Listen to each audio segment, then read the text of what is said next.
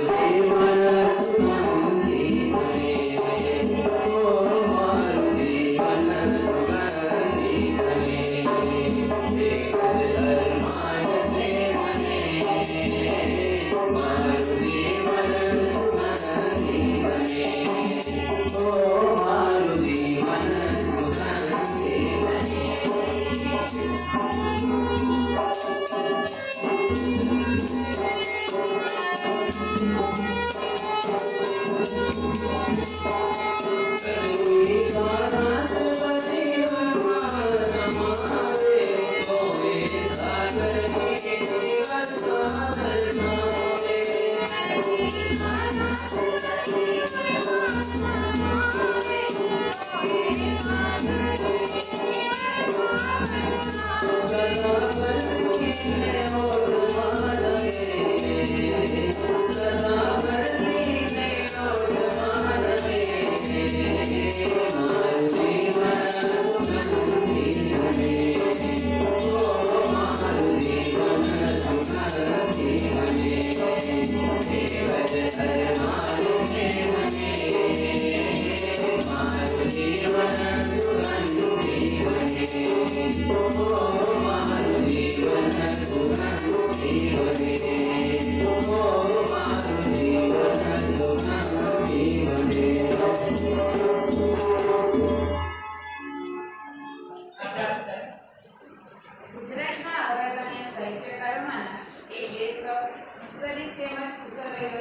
એવા કનૈયાલાલ મુનશીએ લખેલી પહેલી નવલકથા એટલે બેની વસુલાત. સ્ત્રીબોધ માસિકમાં પ્રગટ થયેલી તેમની પહેલી નવલિકા. મારી કમલાની લોકપ્રિયતાના પગલે ઈસવીસન 1913માં ગુજરાતી પત્રના માલિક અંબાલાલ જાનીના આમંત્રણથી તેમણે બેની વસુલાત નવલકથા લખી. લેખકે પોતાના સાહિત્ય દ્વારા ગુજરાતના ઇતિહાસ, પરંપરા અને આધ્યાત્મિક મૂલ્યોને જીવંત કર્યા. તેમની કૃતિઓમાં ગુજરાતી ભાષાનું ગૌરવ અને ભારતીય સંસ્કૃતિનો આભાસ જોવા મળે છે. ગત માસનો પુસ્તક સંવાદ શાળાના શિક્ષિકા શ્રીમતી સત્તાબેન કાયસ્થ દ્વારા લોપામુદ્રા પુસ્તક પર રજૂ કરવામાં આવ્યું હતું. હવે વધુ સમય ન લેતા આજના વક્તા શ્રીમતી દિવ્યાબેન પંડ્યાને પુસ્તક સંવાદ માટે આમંત્રિત કરું છું.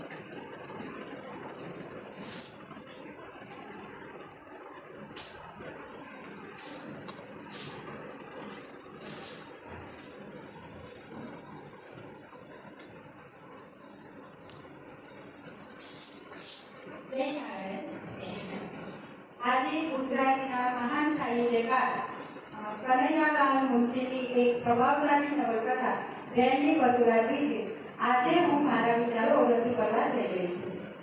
આ એક વાર્તા નથી, પરંતુ માનવ જીવનનું દર્પણ છે. આ નવલકથા દ્વારા લેખકનું સાહિત્ય સર્જનમાં પ્રથમ કદમ હતું. મુનશીએ એમની કૃતિઓમાં વ્યક્તિ સ્વાતંત્ર્યનું ગૌરવ કર્યું છે, તેમજ રાષ્ટ્રીય અખંડિતતા અને એકતાનો સમન્વયનું પ્રબોધ કર્યું છે. હવે આપણે પુસ્તક પરિચય મેળવીશું. આ નવલકથા ગુજરાતી સાપ્તાહિકમાં 1913ના ઓગસ્ટથી 1915ના જુલાઈ સુધી કકડે ઘનશ્યામ વ્યાસના નામથી છપાઈ હતી.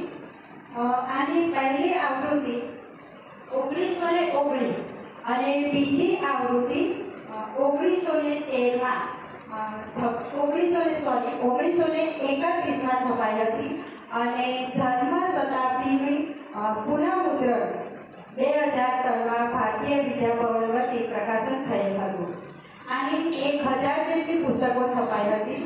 આની કિંમત છે 180 રૂપિયા. અહીં સ્ત્રી દાક્ષિણ્યની ભાવનાઓથી છલોછલ મુખ્ય પાત્રો છે.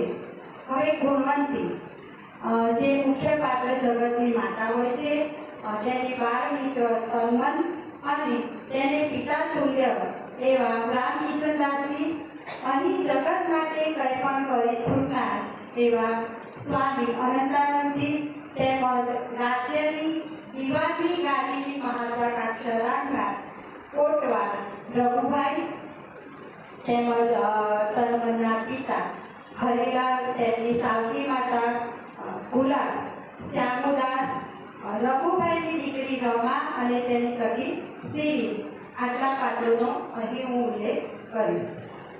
મને જોવા જઈએ તો નાની નાની વાર્તાઓ વાંચવાનું ખૂબ ગમે. મારા માટે નવલકથા મને ખૂબ જ લાંબી લાગે અને દરેકનો આજે એક જ સવાલ છે કે સમય ક્યાં છે. પણ જ્યારે મેં નવલકથા વાંચવાની શરૂ કરી મને ખૂબ જ ગમી અને મને અંદર કંઈક નવું જાણવાની ઈચ્છા જાગી. ખૂબ જ રસપ્રદ નવલકથા છે, સરસ છે, વાંચો અને એક વાચકની ઝપડી રાખે એવી આ નવલકથા છે. હવે અહીં આ નવલકથા પરથી એક ફિલ્મ પણ બહાર પડી હતી 1935માં. જેમાં આપણે ફોટો હવે છે આપણે આ ફિલ્મ જોતા થતા નવલકથા પર છે.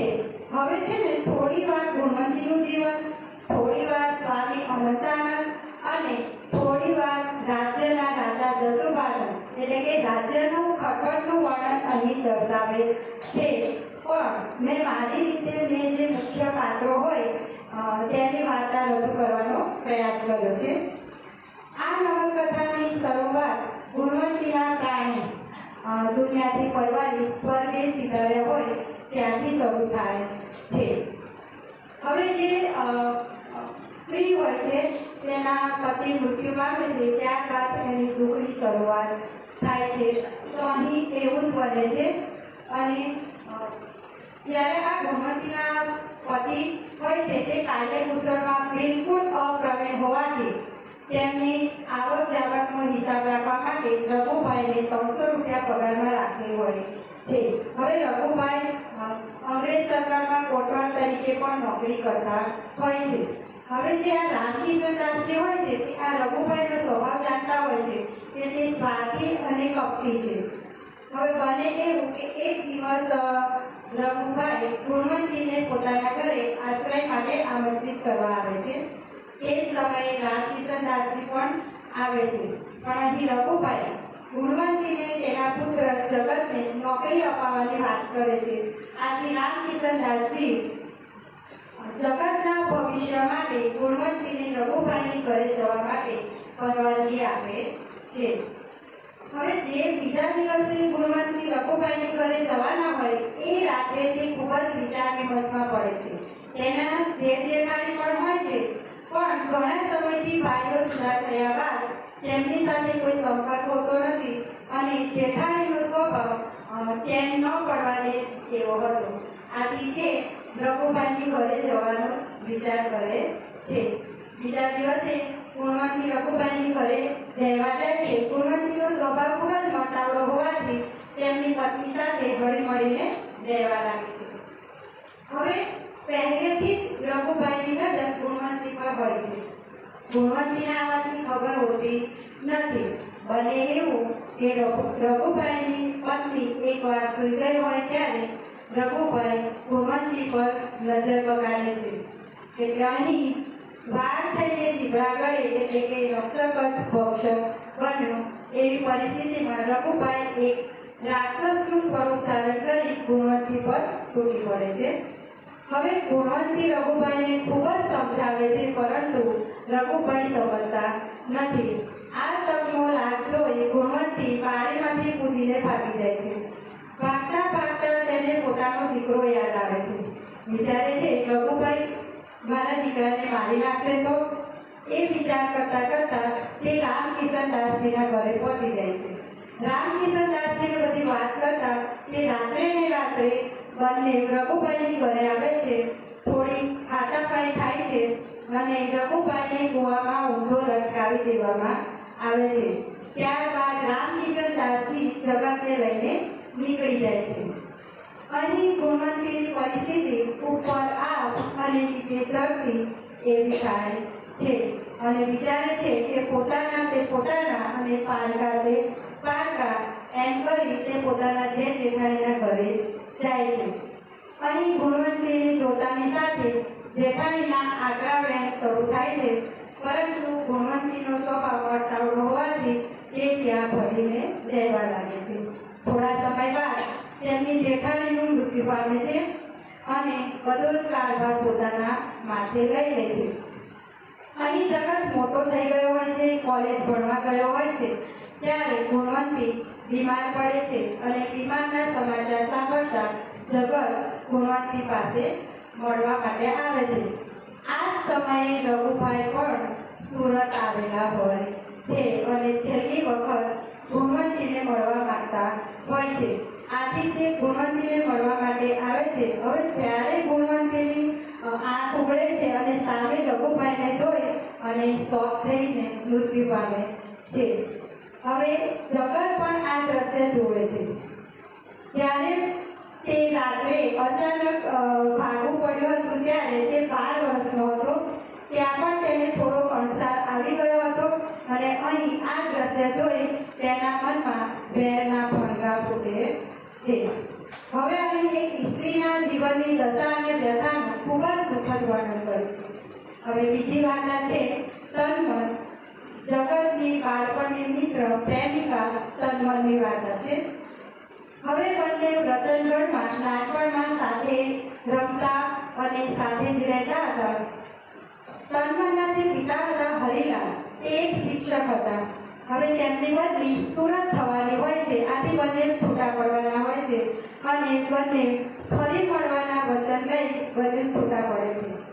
રઘુભાઈનો કિસ્સો બન્યા બાદ જગત પણ સુરત ગયો હોય અને તન્મનને પિતાની બદલી થયા બાદ તન્મન પણ સુરત હોય, પરંતુ બંનેના સરનામા ખબર ન હોવાથી બંને એકબીજાને મળી શકતા નથી.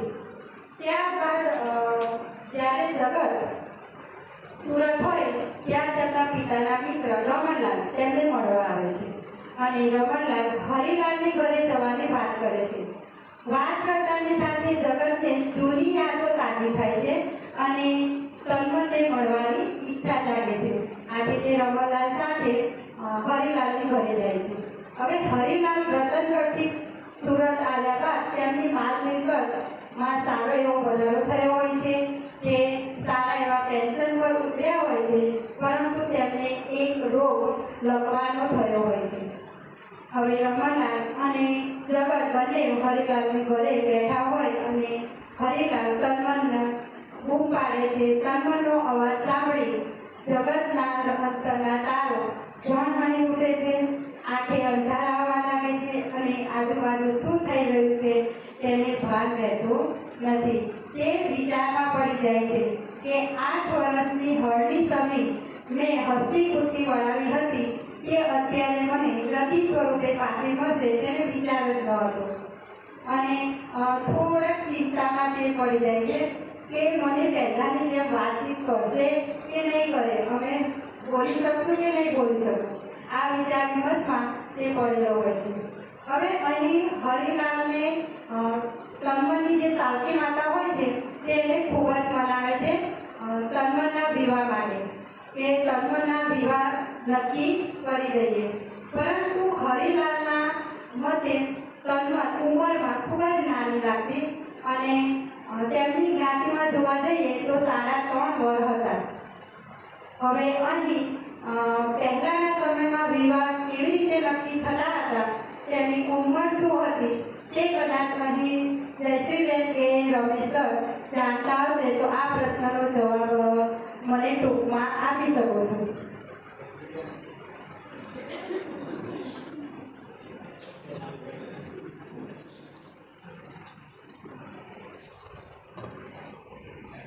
વર્ષો પહેલાની જ્યારે વાત હતી ને ત્યારે ભોળિયા લગ્ન હતા. એટલે કે એ વખતે બંને બાળકો હોય, આમ તો સમાજમાં નક્કી જ હોય કે આને ત્યાં દીકરો આવશે કે દીકરી આવશે ને આપણે એવી વિશાળ નક્કી કરી દઈશું.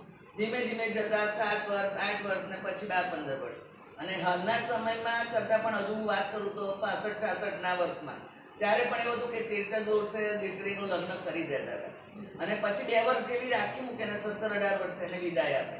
ત્યાર પછીનો ગાળો જરાક સુધરી ગયો અને 21-22 વર્ષે લગ્ન થતા ગયા અને હવે તો હદ વટાવીને 35 વર્ષ સુધી પણ લગ્ન.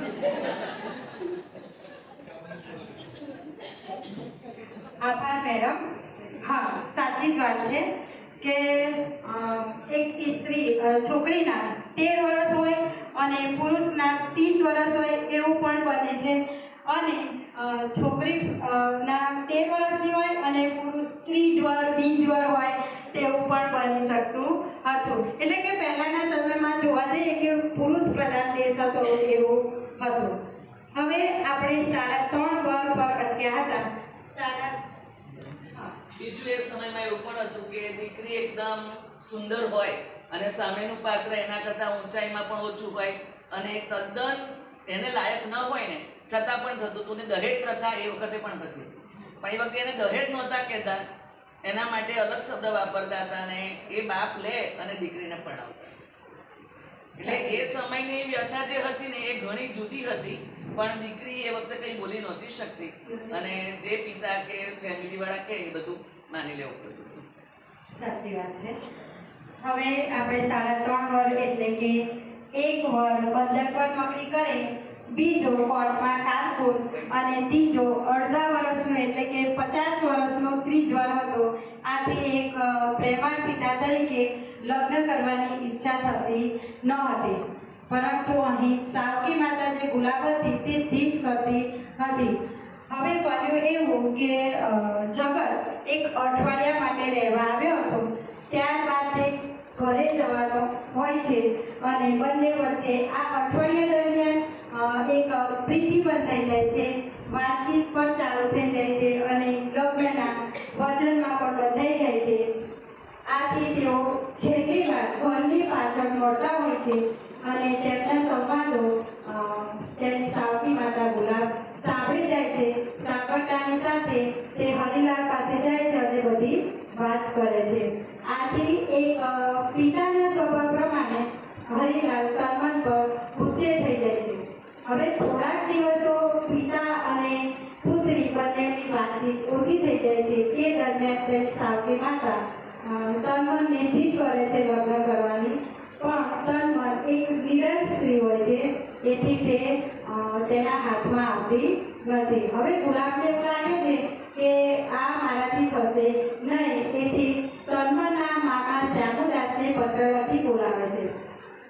હવે જે શ્યામુદાસ હોય છે તે ખૂબ જ કાચી સ્વભાવના હોય છે, જે તેમનાથી બધા માણસો ખૂબ ધ્રુજે, અને જ્યારે તે પંચાયતમાં પણ જાય ને તો પંચાયતમાં માનભંગને કારણે બધા ઊભા થઈને જતા રહેતા, તેમનો સામનો કોઈ કરી શકતું નહોતું. એટલે કહેવાય કે ખૂબ જ માથા ભારે વ્યક્તિ હતા. હવે જ્યાં શ્યામુદાસ આવે છે એ હરિલાલ અને તનમનને જણાવ્યા વગર મુંબઈમાં કરમચંદ શેઠને ત્યાં તેના વિવાહ નક્કી કરી દે છે. આ વિવાહ નક્કીના લીધે હરિલાલ ખૂબ જ ગુસ્સે થાય છે અને તેની દીકરીની ચિંતામાં તેની તબિયત લથડવા માંડે છે. હવે અહીં એને વિવાહ તોડવા માટે મુંબઈ જવું પણ હતું, પણ તેની દીકરીની ચિંતામાં તે બીમાર પડે છે અને તેને ડોક્ટરો મુસાફરી કરવાની ના પાડે છે. આથી તે જઈ શકતા નથી. હવે તનમનને એક જ આશરો દેખાય છે, જગતનો. આથી તે જગતને સમાચાર પહોંચાડવા માટે રાત્રે નીકળે છે વકીલને ત્યાં જવા માટે, પણ અડધી રાત્રે પાછળ શ્યામુદાસ એને બેભાન કરીને પકડી લઈ જાય છે અને એક રૂમમાં બાંધી દે છે. હવે એક રૂમમાં તેના પિતા અને બીજી રૂમમાં તનમન, બંનેને અલગ અલગ જગ્યાએ રાખવામાં આવે છે. ઘર આંગણે જાન પહોંચી જાય છે અને હરિલાલને ખૂબ જ ગુસ્સો આવે છે શ્યામુદાસ પર. શ્યામુદાસને બોલાવી ગુસ્સે માટે ગુસ્સેમાં તેમ મૃત્યુ પામે છે. હવે અહીં તનમનને બેભાન અવસ્થામાં લગ્ન કરાવવામાં આવે છે. હવે પરિસ્થિતિ એવી હોય છે કે ઉપર પિતાની લાશ પડી હોય અને નીચે તનમનના લગ્ન થતા હોય અને લગ્ન ગીત ગવાતા હોય તેવું દ્રશ્ય જોવા મળે છે. હવે તેને છેલ્લી વખત તેના પિતાના મુખના દર્શન પણ કરવા મળતા નથી. એની સીધી આંખ કરમચંદ શેઠને ત્યાં ખુલે છે. ત્યાં પણ તેને બંધિયાર જ રાખવામાં આવે છે. એક ઉપર રૂમ હોય છે જેમાં તેને નીચે ઉતરવાનું હોતું નથી. આવી પરિસ્થિતિમાં તે ત્યાં રહેતી હોય છે. હવે તે જગતની યાદમાં જગતે તેને એક નિશાની રૂપે રૂમાલ આપ્યો હોય છે. તે રૂમાલ લઈને તે તેની યાદમાં તેનું ખાવા પીવાનું છોડી દે છે અને તેની તબિયત લથડવા માંડે છે. હવે તેની તબિયતની સારવાર માટે 2 અંગ્રેજ નર્સ પણ રાખવામાં આવે છે. તો તેની સાથે તનમનને મિત્રતા થઈ જાય છે. આથી 2 નર્સને પણ છૂટી કરવામાં આવે છે અને બને એવું કે એક દિવસ એ નર્સના જન્મદિવસ હોય છે અને પહેલી વાર તનમન ઘરની બહાર નીકળે છે જન્મદિવસ પર, અને થોડી વાર જે રઘુભાઈની દીકરી રમા હોય તેને મળવા આવતી હોય છે. તો તે જ્યારે પાછી ફરે છે ને ત્યારે એની સ્થિતિ ખૂબ જ દયનીય હોય છે અને જે રમા એને મળવા આવી હોય છે ને તે કહે છે કે શું થયું સખી? એટલે સખી કહે છે કે મેં એને જોયો. તો કે કોને? એટલે હસતા બોલે છે, મારા જગત કિશોર, મારા નાથને મેં જોયો. હવે મને હું યમરાજને કહું કે તું મને લઈ જાય, મારું મૃત્યુ પણ આવી જાય તો પણ મને કોઈ અફસોસ છે નહીં. આવું બોલતા તેને છાતીમાં દુખાવો પડે છે. હવે એ દુખાવો પડતા રમા તરત જ નીચે નોકરોને બોલાવવા જાય છે, પણ નોકરો કોઈ હાજર ના હોતા તે પાછી આવે છે. હવે તનમનને યાદ આવે છે કે એના હાથમાં રૂમાલ હતો. તે રમાને આપે છે. રમાને કહે છે કે આને સંતાડી દેજે અથવા બાળી દેજે, પરંતુ કોઈના હાથમાં આવવા દઈશ નહીં. એમ કહી તનમનનું અંતઃકરણ અટકી જાય છે. એક સ્ત્રી પિયરમાં જન્મ લે છે અને સાસરીમાં મૃત્યુ પામે છે. પહેલાના સમયમાં જ્યારે વિવાહ લગ્ન થતા હતા અને સાસરે વળાવે ને એટલે પિતા એને કહે કે બેટા સાસરીમાં સુખ હોય કે દુઃખ હોય તેનો અંશ પણ બહાર આવવા દઈશ નહીં અને પાછી તો ઝઘડા કરીને પાછી તો આવતી નહીં. કારણ કે તે સમયમાં જ્યારે દીકરી ઘરે પાછી આવે ને તો માતા પિતાને સમાજ જીવવા દેતું ન હતું. હવે આપણે બીજી વાર્તા જગતની જોઈએ. જગતનું બાળપણની સખી તન્મન અને ગુણવંતી સાથેનું જે બાળપણ તો આપણે જોયું. હવે એ કોલેજમાં ભણવા ગયો હોય ત્યાં તન્મનનું પત્ર મળે છે.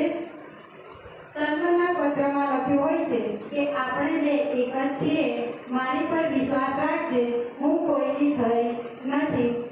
મારો આ ભાવ તો તૂટ્યો છે, પરંતુ તારું જીવન સાર્થક કરજે અને તું જીવનમાં આગળ વધશે.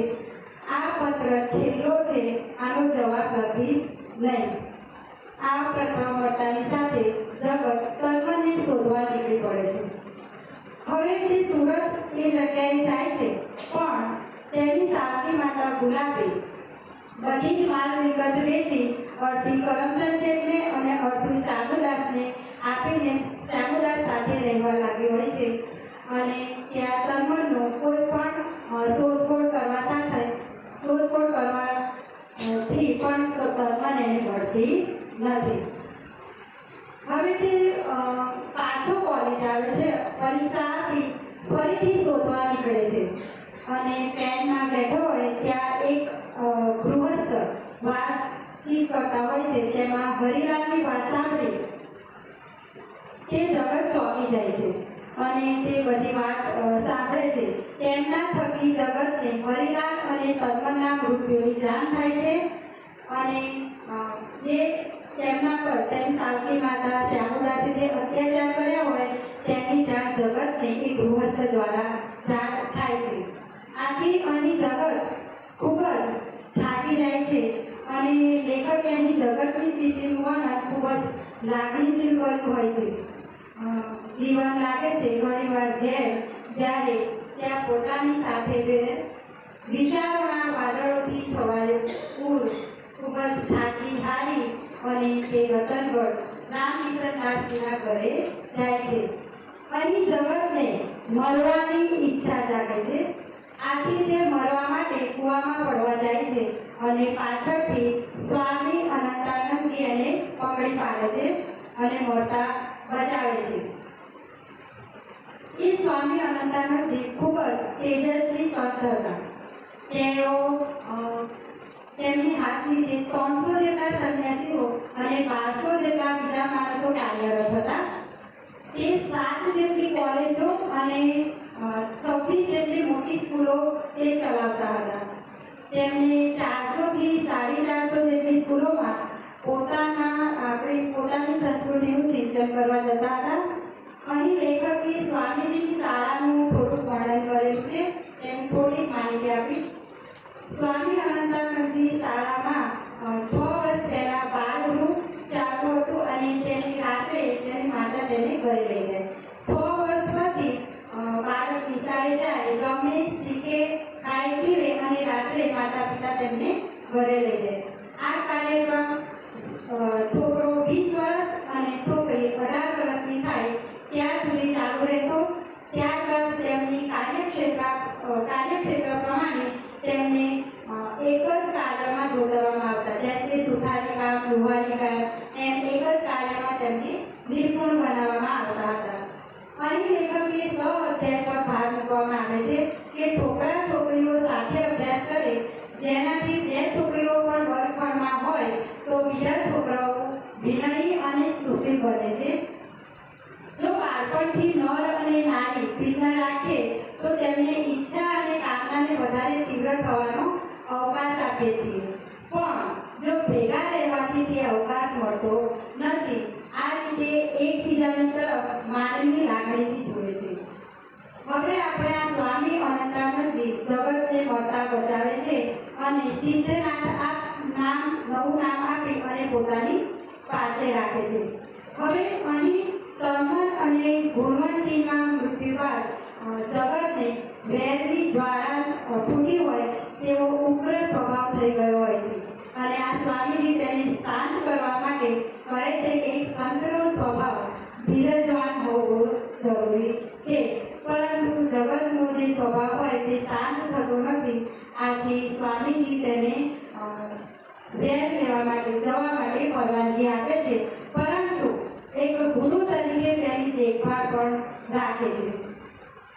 હવે જગત તેની માતા અને તદ્દનનો વેર લેવા માટે સુરત રઘુભાઈની ઘરે જાય છે. રઘુભાઈની દીકરી જે રમા હોય છે તેને જોઈ તેને પ્રેમની માયાજાળમાં ફસાવે છે અને તેની સાથે પ્રેમનું નાટક કરે છે. હવે અહીં લેખકે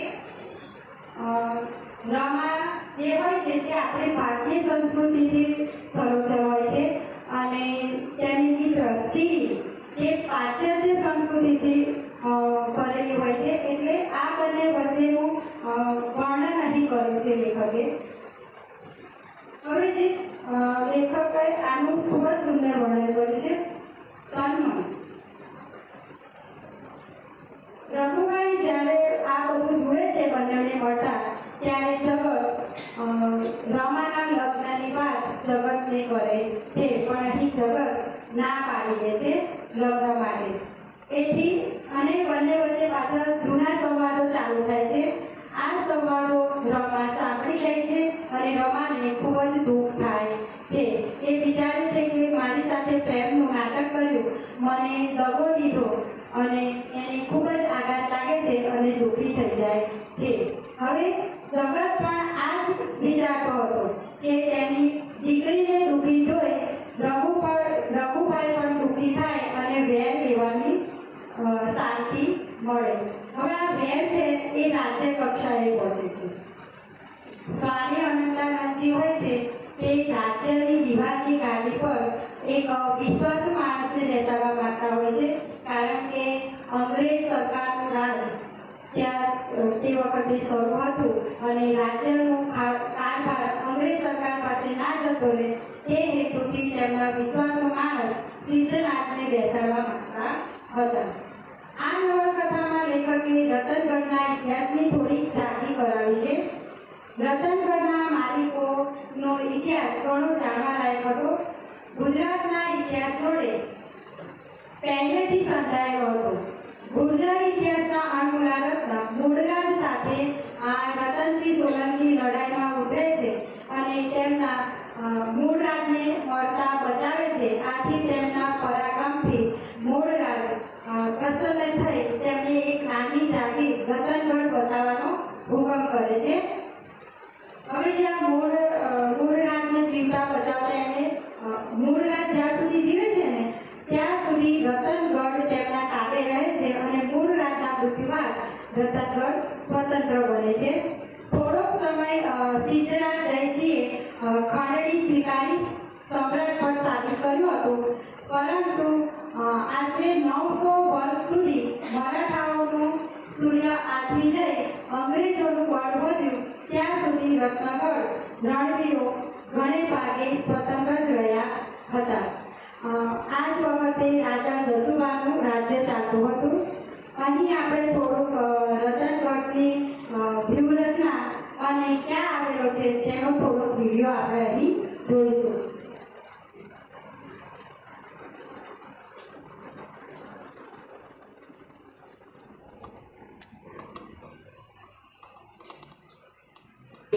मध्य प्रदेश के नीमच जिले में स्थित रतनगढ़ के किले के इतिहास के बारे में। ये किला अपने आप में ऐतिहासिक है। इस किले की कलाशीलता और वैभवशीलता इतिहास में अपने चरम पर थी। इस किले ने इतिहास को अपने सामने से गुजरते हुए देखा है। तो दोस्तों चलते हैं वीडियो की तरफ और जानते हैं इस किले का इतिहास और जानकारी। पहले नीमच से इस किले की दूरी लगभग 55 किलोमीटर है। नीमच सिंबोलिक कोटा मार्ग के किनारे अरावली पर्वत श्रृंखला पर करीब 1100 फीट की ऊंचाई पर स्थित ये किला अपने पुराने वैभव की कहानी कहता नजर आता है। तो दोस्तों अब आपको बताते हैं इस किले के इतिहास के बारे में। ऐतिहासिक किले की स्थापत्य कला व मध्ययुगीन इतिहास से पता चलता है कि इसका निर्माण 14वीं शताब्दी के आसपास किया गया होगा। किले के विषय में ज्ञात इतिहास के अनुसार इस किले का निर्माण 14वीं शताब्दी में हाड़ा राजपूत रतन सिंह जी ने करवाया था और इसी कारण इस नगर का नाम रतनगढ़ पड़ा। इतिहास और प्राचीन ग्रंथों के अनुसार रतनगढ़ कभी भी अलग राज्य नहीं रहा। यह शुरुआत में मेवाड़ राज्य के अधीन था। वर्तमान में किले के एक तरफ रतनगढ़ कस्बा है तो दूसरी तरफ गुंजाली नदी है। जगह जगह से टूट चुकी दीवारों के बीच राजाओं के निवास स्थल और भवन लगभग समाप्त हो गए हैं। किले के पीछे प्राचीन गोरेश्वर महादेव का मंदिर आज भी बेहतर स्थिति में है। इस ऐतिहासिक किले की सुरक्षा मजबूत दीवारें किया करती थी। इसकी दीवारों के ठीक नीचे खाई बनाई गई थी। इसमें रतन सिंह जी ने मगरमच्छ पाल रखे थे जो दुश्मनों के हमलों के दौरान सुरक्षा का पहला घेरा होते थे।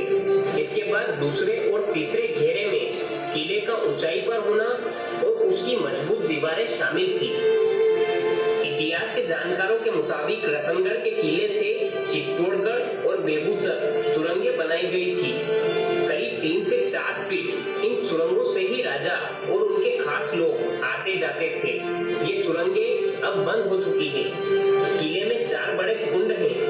कहा जाता है कि इन कुंडों में राजा अपने गोलक भरकर रखते थे एवं बेशकीमती वस्तुओं की हिफाजत इन्हीं कुंडों में रखकर की जाती थी। लंबे समय तक राजसी वैभव देखने वाले इस किले का अस्तित्व समय के साथ समाप्त होता जा रहा है। भव्य किले के नाम पर क्षतिग्रस्त दीवारें और कुछ कुंड ही नजर आते हैं और ये हमारे लिए चिंता का विषय है। वैसे वर्तमान में मानसून के मौसम के दौरान इस किले की खूबसूरती और यहाँ की प्राकृतिकता देखते ही बनती है। किले में स्थित आध्यात्मिक स्थल आपको अपनी ओर आकर्षित करते हुए नजर आते हैं। तो दोस्तों, एक बार जरूर देखिए इस ऐतिहासिक किले को और समझने का प्रयास कीजिए मालवा के इतिहास को। तो दोस्तों, ये था रतनगढ़ के किले का इतिहास और जानकारी। उम्मीद है दोस्तों वीडियो आपको अच्छा लगा होगा।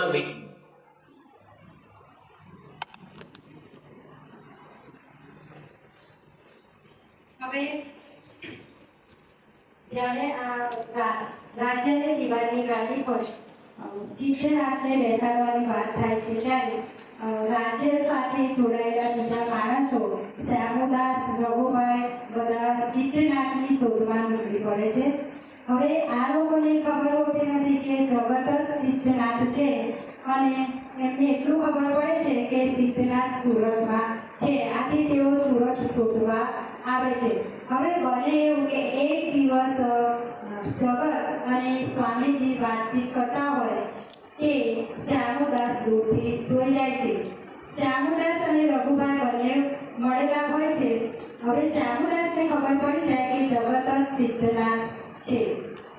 હવે આ સિદ્ધનાથ પાસે સ્વામી અનંતાનંદજીના જન્મના રહસ્યના એટલે કે સાબિતીના કાગળો હોય છે। આ કાગળો અંગ્રેજ સરકારને જમા કરી અને સ્વામીજીને જેલમાં પહોંચાડવા માટે તેઓ પ્રયત્ન કરતા હોય છે। હવે આ કાગળિયા લેવા માટે શ્યામુદાસ જગતની ઘરે જાય છે। તેમની એક ચાલાકી કરે છે અને સાથે તેમના મિત્ર રામચરણદાસજીને લઈ જાય છે। હવે આ રામચરણદાસજી નવા પોલીસમાં જોઈન થયા હોય છે અને બંને જગતની ઘરે જાય છે। રામચરણદાસજી ઘરની પાછળ છુપાઈ જાય છે અને શ્યામુદાસ અંદર જાય છે। હવે શ્યામુદાસને પણ ખબર હોતી નથી કે તેની પાછળ ગુલાબ પણ આવતી હોય છે। હવે જે શ્યામુદાસના અવૈધ સંબંધોથી ગુલાબને એક દીકરો થયો હોય છે અને તે બંનેની રજળતા મૂકી દીધા હોય છે। આથી ગુલાબ તેની પાછળ આવતી હોય છે। શ્યામુદાસ ઘરમાં પ્રવેશ કરે છે। જગત સાથે વાત કરવા જાય છે ત્યાં ગુલાબ તેને ચપ્પુના ઘા મારી જતી રહે છે અને શ્યામુદાસ ત્યાં પડી જાય છે। હવે શ્યામુદાસની જીત સાંભળી વરંડામાં સ્વામીજી બેઠા હોય છે તે દોડીને આવે છે। આ દ્રશ્ય જોઈ તે એવું માની બેસે છે કે આ જગતે કર્યું છે। તેથી થોડી જ વારમાં રામચરણ પણ આવી જાય છે અને સ્વામીજી જગત કંઈક બોલે એ પહેલા સ્વામીજી બધો ગુનો પોતાની માથે લઈ લે છે અને તેમની ધરપકડ કરવામાં આવે છે અને રામચરણદાસજી તેમને જેલમાં પૂરી દે છે. હવે જગત જેલમાં મળવા જાય છે સ્વામીજીને, તો સ્વામીજી એને ખૂબ જ સમજાવે છે કે હવે આ વેર લેવાનું છોડી દે. અહીં જગતને પણ ખૂબ પસ્તાવો થાય છે કે તેમના ગુરુ સમાન સ્વામીજી જેલમાં ગયા અને તે સમજાવે છે કે વેરનું લેવાનું છોડી દે અને ભગવાન ન્યાય કરશે, ભગવાન પર છોડી દે. તું રમા તને ખૂબ જ પ્રેમ કરે છે, રમા સાથે લગ્ન કરી લે. હવે બને એવું કે જ્યારે જગત બધી વાત કરે છે કે તેમણે ખૂન નથી કર્યું પણ ખૂબ જ મોડું થઈ ગયું હોય છે અને સ્વામીજીને ફાંસીની સજા મળી હોય છે. આથી તે પસ્તાવો કરતા તે રમાને મળવા જાય છે. હવે વેરથી સુખ નથી મળતું, ક્ષમા મોટી શક્તિ છે, સત્ય એ જીતે છે, લાગણી વગર જીવન ખાલી છે, ન્યાય અને દયા બંને જરૂરી છે. આમ સ્વામીજી જગતને કહેતા હોય છે અને જગત રમાને મળવા જાય છે. રમા જ્યારે ચંદનનો જે રૂમાલ હોય તે હાથમાં લઈને બેઠી હોય છે અને જગત તે જોઈને શોખ થઈ જાય છે. ત્યારબાદ રમા તેની બધી વાત કરે છે અને જગત તેને લગ્નનો પ્રસ્તાવ મૂકે છે. પણ અહીં રમા ના પાડી દે છે, કારણ કે રમા એવું વિચારે છે કે મારી પર દયા થાય અને મારી સાથે લગ્ન કરવા માંગે છે, મારી સાથે પ્રેમ નથી પણ દયા ખાઈને લગ્ન કરવા માંગે છે, એટલે તે ના પાડી દે છે. આથી જગત ઘરે પાછો ફરે છે અને આ બાજુ જેલમાં સ્વામીજીને ફાંસી અપાવવાની હોય એની આગલી રાત્રે સ્વામીજી સમાધિમાં પ્રાણ ત્યાગ કરી દે છે. હવે મને આ નવલકથામાં બે વાત મને ગમી નહીં કે સ્વામીજી જેલમાં જાય છે, કોઈ પણ ગુનો કર્યા વગર તેમને જેલમાં જવું પડે છે અને બીજી વાત કે તન્મનનું મૃત્યુ, મને આ બે વાત ગમી નહીં. બાકી નવલકથા ખૂબ જ સરસ છે, ખૂબ રસપ્રદ છે અને બને એવું કે રઘુભાઈને પણ છેલ્લે ન્યાય લખવાની અસર થઈને ખાતાઓ થાય છે એટલે ભગવાનનો ન્યાય તો હોય જ છે. હવે રમા છે ને તે તેના પિતાની સારવાર અર્થે મુંબઈ જાય છે પણ અહીં જગતને કે કોઈને જાણ કરતી નથી. એટલે છેલ્લે હજી થોડુંક રહસ્ય બાકી છે, તમારે વાંચવા માટે મેં રવા દીધું છે. જેમ કે છેલ્લે રમા અને જગતના લગ્ન થાય છે કે નહીં. બીજું છે કે સ્વામી અનંતાનંદજીના જન્મનું રહસ્ય શું હતું તે રહસ્ય છે અને રઘુભાઈ સુરત કેમ આવ્યા હતા, તેમને રતનગઢથી દેશવટો કેમ મળ્યો હતો તેનું કારણ તમારે જાણવા માટે આ નવલકથા વાંચવી પડશે અને ખૂબ જ રસપ્રદ નવલકથા છે. જરૂરથી વાંચજો. અહીં છેલ્લે મારી વાણીને વિરામ આપતા પહેલા બે પંક્તિ કહેવા માંગુ છું. વેર દિલને ભાર આપે છે અને ક્ષમા દિલને હળવું કરે છે. સાચી વસુલાત બદલો નથી પણ આત્મશાંતિ છે. અસ્તુ.